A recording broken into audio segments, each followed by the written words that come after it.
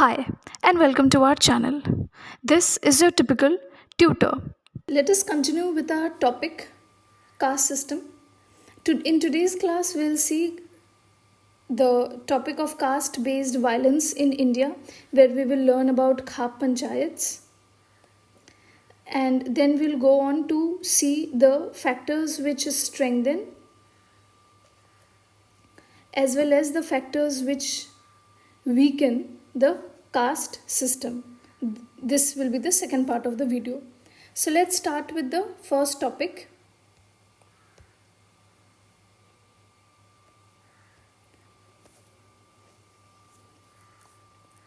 First of all, what is a khap?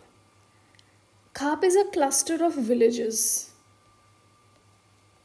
Alright.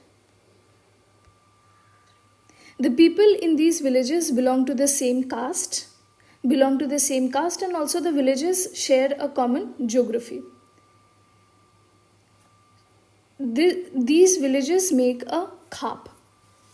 The individuals belonging to a khap are considered to be brothers and sisters. Hence, marriage between them is forbidden.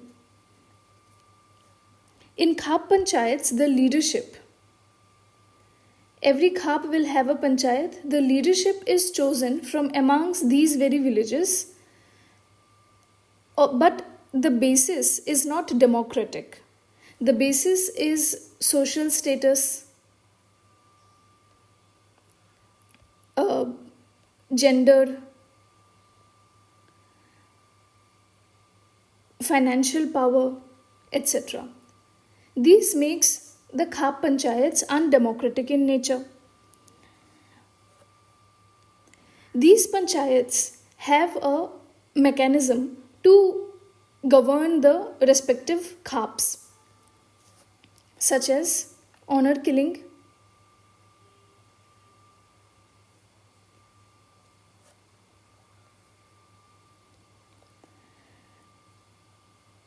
social boycotts,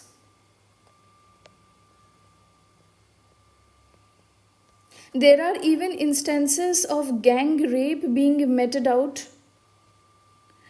on individuals who go against Khap Panchayat rules.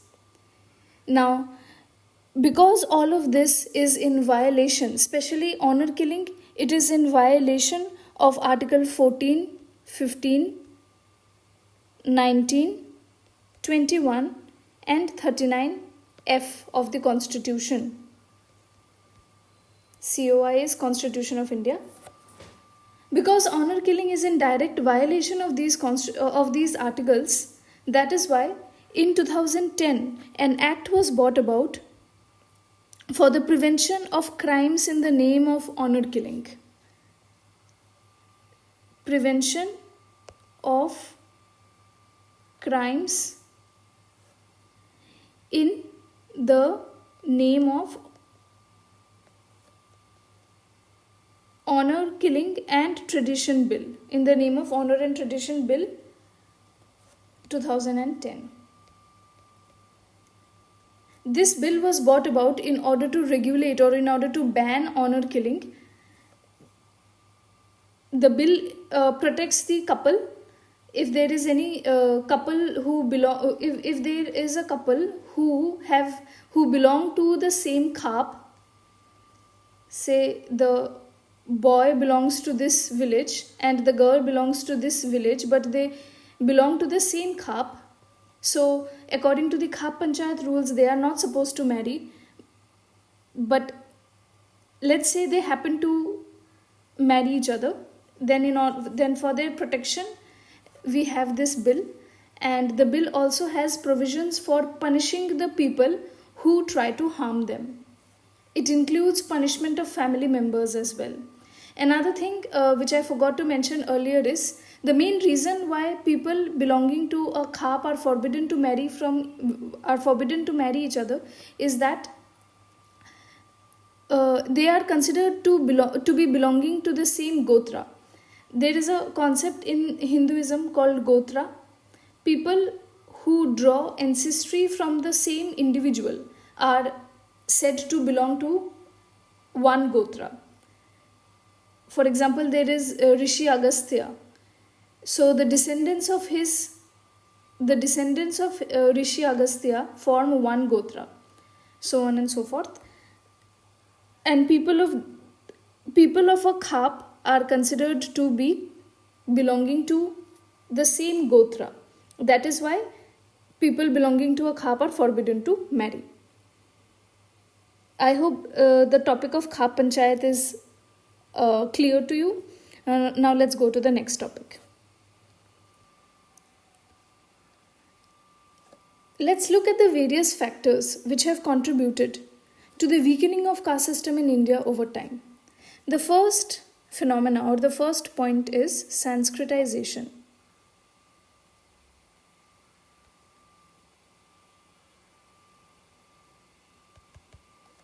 Sanskritization means imitating the people of upper castes, imitating their rituals, imitating their ideology, imitating their customs. This is known as Sanskritization. So, again, I'll be using the diagram of Varna system to define factors of caste system, so don't get confused. When the people of lower castes imitate people of upper castes, it is known as Sanskritization. And this leads to the weakening of the caste system in India. The next thing is Westernization, modernization, and industrialization. Let's start from this point onwards as to how industrialization leads to weakening. In industrialization, there is hardly any differentiation of occupation. Everyone, as long as eligible to do a job, can do it whenever it is an industry-based job. So this has led to the breakdown of, or rather weakening of, caste system in India. And westernization, modernization, I think it is quite self-explanatory that as and how we adopt modern concepts of society, modern social and psychological concepts, we realize that caste system is quite retrogressive in nature. And a modern mindset does not really go down well with a retrogressive notion like caste system. The third reason is urbanization. Again, urbanization is increasingly leading to more exposure to modern Western ideas. That is why urbanization also leads to the weakening of caste. Role of state. The state is directly or indirectly responsible for weakening of the caste system because it takes several affirmative steps like universal adult franchise, land reforms, etc.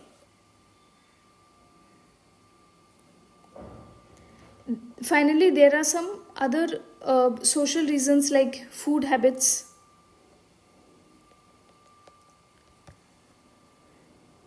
Let us consider an example where a boy belonging to a Brahmin family,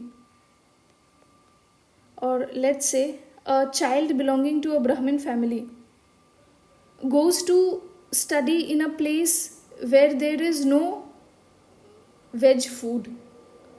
He or she will be bound to accept the food habits of that region. And such changes in food habits are also leading to the weakening of caste. Lastly, because of reservation and other provisions provided by the government, restrictions on occupation have also decreased drastically. And because of that, the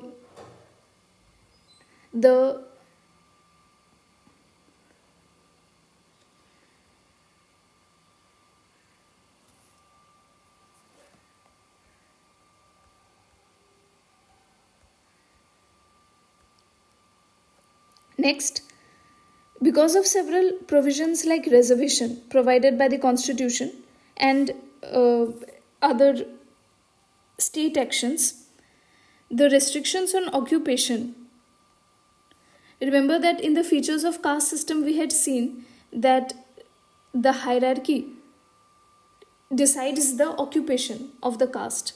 So that restriction has also decreased because of, again, you can consider this to be a result of modernization, westernization. Role of state together has changed the occupational barrier on various castes, and hence the caste system seems to get weakened here. The last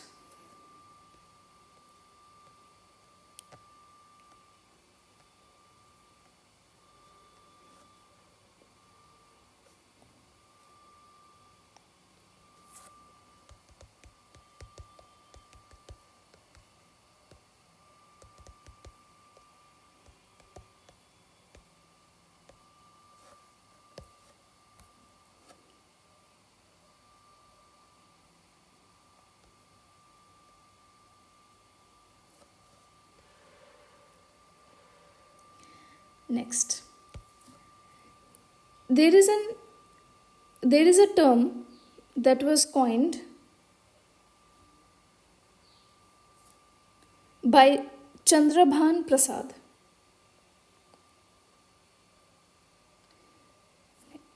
There is a point that was coined by Chandrabhan Prasad called Dalit capitalism. Now, what are the various factors that Dalit capitalism, it means a new age of Dalit upsurge, where prominent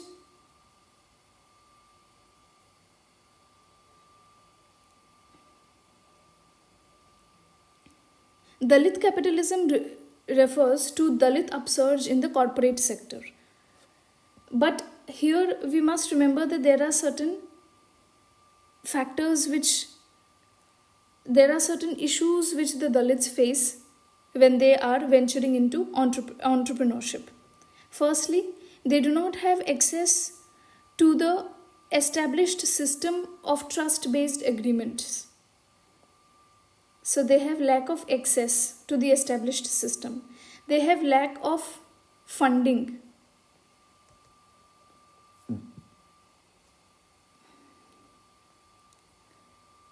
They are also aloof to the business network. And lastly, the social disabilities exist to make it even difficult for them. So Dalit capitalism, but however, in spite of these issues, Dalit capitalism, because it is surging day by day, it is increasingly leading to the weakening of caste system in India. Lastly, the breakdown of the Jajmani system. So, in earlier days, we used to have one Jajman class, which used to be the dominant class, and this Jajman class was supported by other castes, like say a caste of dhobis or a caste of cleaners, so on and so forth. So they are the dependent class, dependent caste, and this used to be the dominant caste. Dependent meaning they were dependent upon the dominant caste to provide them with food, and in return they would provide the dominant caste with their services. This used to be the Jajmani system. Now, with urbanization, with modernization, with industrialization, because of the variety of opportunities in occupation, the Jajmani system has gradually broken down in the Indian society, and hence the caste system has also weakened as a result. Our next topic would be factors strengthening caste system in India, that we'll see in the next class.